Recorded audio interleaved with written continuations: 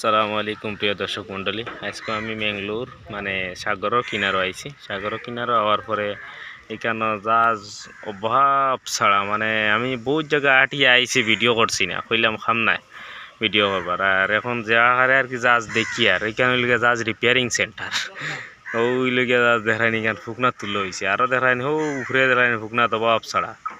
তবে এটা জাহাজ আর এক জাহাজ আমি কই তোমার এইটা হইল গিয়া মানে মাছ মারার লাগিয়া, মানে মাছ মারনি এটা দিয়া ওই লোকের সিস্টেম মাছ মারন।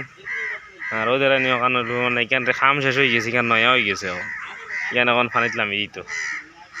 আর ইবা জুবাই হবাই চাও কত যেন ও সাইড ভর্তি, মানে খালি জিও আর কি মাছ মারার লাগিয়া এটা সব মাছ মারার যাইন তারা।